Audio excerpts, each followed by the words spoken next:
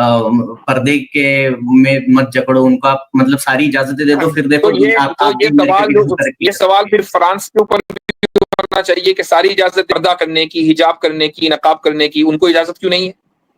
बांग्लादेशी उठ के कहे भाई देखो हमारे यहाँ से 2-2 प्राइम मिनिस्टर हो गए, तुम्हारे यहाँ तो आज तक एक भी सदर औरत नहीं हो पाई पूरी हिस्ट्री में, तो भाई तुम हमसे कम डेवलप हो, तुम हमसे कम प्रोग्रेस हो। अगर वेस्ट को कोई ये ताना पाकिस्तानी दे के भाई हमारे यहाँ बेनजीर भुट्टो रही, कोई इंडियन दे के भाई हमारे यहाँ जो है वो इंदिरा गांधी हो चुकी, ठीक है, तुम्हारे यहाँ तो आज तक कोई नहीं बन सकी। तो ये सब मतलब बचकाना चीज है, ठीक है। तो ये हमारे उसूल नहीं, हम ऐसे किसी भी सिविलाइजेशन को जज नहीं करते कि कहाँ क्या हुआ नहीं हुआ। ये सब पिटी इश्यूज हैं जो आजकल पता नहीं कम इल्मी की वजह से या रेटोरिक की वजह से जो है वो ज्यादा फैल रहे हैं। हम उसूलों पे जज करते हैं। और ये लोग इतने हिपोक्रेट हैं कि 6 साल पहले तक सऊदीया पर इसलिए क्रिटिसाइज कर रहे थे कि वहां ड्राइविंग की इजाजत नहीं, और अब 6 साल के बाद इसलिए क्रिटिसाइज कर रहे हैं कि ड्राइविंग की इजाजत 6 साल पहले ही क्यों मिली। तो भाई क्रिटिसिज्म कब खत्म होगा? अब तो मिल गई। साहब मेरा क्वेश्चन ये है कि थोड़े दिन पहले एक ऐसा मामला पेश आया कि यानी मैं पूरी डिटेल्स नहीं दे रहा हूँ, मैं आपको थोड़ी चीजें छुपा के बोलना चाह रहा हूँ ताकि एकदम वाजे ना हो जाए। तो आप समझिए, आप मेरी मैं किसी गैदरिंग में हूँ जहाँ पे मेरी एक बहन जैसे नॉन मुस्लिम और एक अरब है, अरब मुस्लिम, और इनकी गुफ्तगू चल रही थी। एक मिनट रुकिए, हाँ भाई ज्वाइन करो। फिजा अली, डॉक्टर फिजा अली, बिल्कुल यू कैन ज्वाइन। सॉरी, आप आगे बोले तो। जी जी जी, इनकी गुफ्तगू चल रही थी, और जो हमारी नॉन मुस्लिम बहन है उनका पॉइंट ये था, वो ये कह रही थी उस अरब से कि दुनिया में एक चेंज आ रहा है, टेक्नोलॉजिकल चेंज आ रहा है, पूरी दुनिया यहाँ से वहां पहुंच जा रही है। जैसे मतलब फॉर एग्जांपल अमेरिका चांद पे पहुंच गया, और आपने मतलब सऊदी में आपने लेडीज को ड्राइविंग लाइसेंस अभी 6 साल पहले दिया है। तो यानी मतलब दुनिया कहाँ की कहाँ पहुंच रही है, और आप अभी तक इसी चक्कर में पड़े कि औरतें पर्दा करे और वो गाड़ी ना चलाए, घर से बहरम के बिना बाहर ना निकले।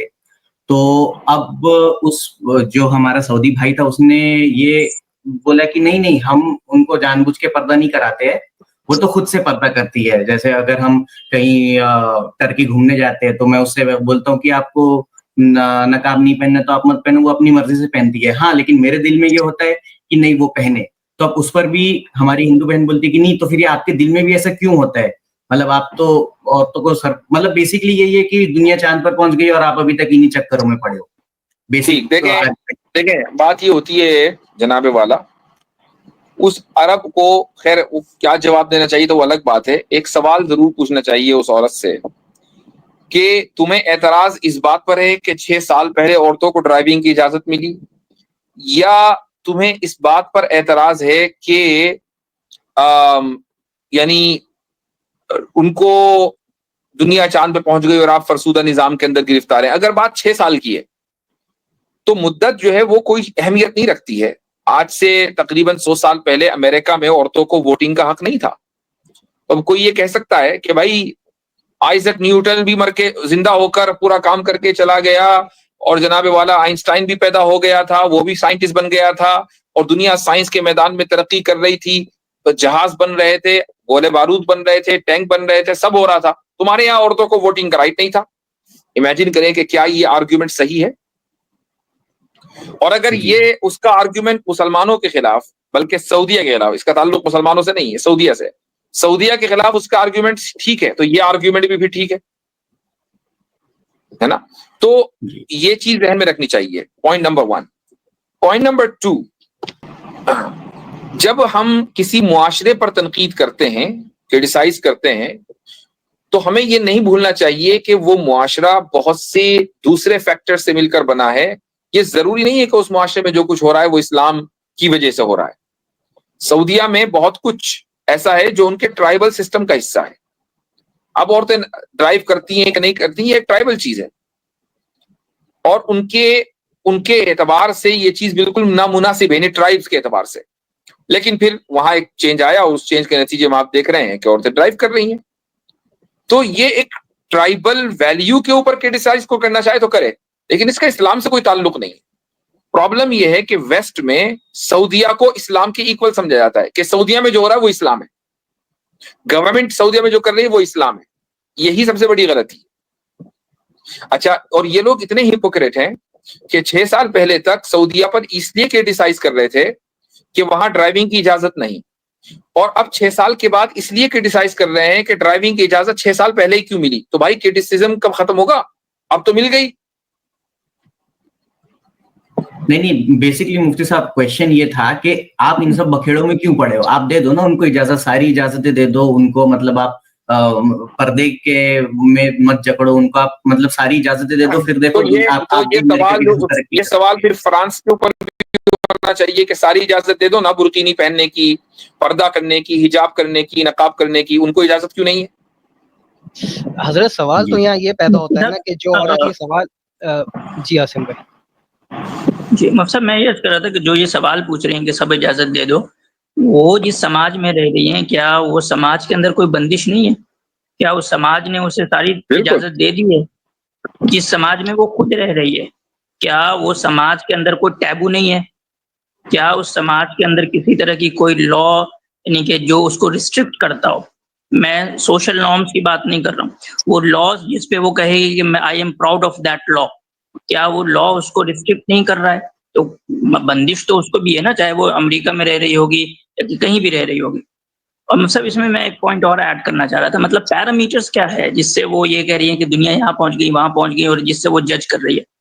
अगर पैरामीटर्स औरतों के कुछ रेटोरिक्स हैं जो औरतों से रिलेटेड है, रेटोरिक्स जो खास करके इस्लाम के खिलाफ यूज किए जाते हैं, अगर वो पैरामीटर्स है तो इस एतबार से अगर कोई कहे कि अमेरिका, अच्छा बताएं, बांग्लादेश ज्यादा जो है वो डेवलप्ड कहलाएगा, प्रोग्रेस कहलाएगा, या United state of America? Angel भाई, आमतौर पे दुनिया किसको समझती है ज्यादा प्रोग्रेस और ज्यादा डेवलप? जी यूएस ऑब्वियसली, यूएसए को। तो एक बांग्लादेशी उठ के कहे भाई देखो हमारे यहाँ से 2-2 प्राइम मिनिस्टर हो गए, तुम्हारे यहाँ तो आज तक एक भी सदर औरत नहीं हो पाई पूरी हिस्ट्री में, तो भाई तुम हमसे कम डेवलप हो, तुम हमसे कम प्रोग्रेस हो। अगर वेस्ट को कोई ये ताना पाकिस्तानी दे कि भाई हमारे यहाँ बेनजीर भुट्टो रही, कोई इंडियन दे कि भाई हमारे यहाँ जो है वो इंदिरा गांधी हो चुकी है, ठीक है, तुम्हारे यहाँ तो आज तक कोई नहीं बन सकी, तो ये सब मतलब बचकाना चीजें हैं, ठीक है। तो ये हमारे उसूल नहीं, हम ऐसे किसी भी सिविलाइजेशन को जज नहीं करते कि कहाँ क्या हुआ नहीं हुआ। ये सब पिटी इश्यूज हैं जो आजकल पता नहीं कम इल्मी की वजह से या रेटोरिक की वजह से जो है वो ज्यादा फैल रहे हैं। हम उसूलों पे जज करते हैं, और हमारे यहाँ सिविलाइजेशन और किसी भी सोसाइटी को जज करने का उसूल अखलाकी होता है, ये नहीं होते ये छोटे मोटे पिटी इश्यूज।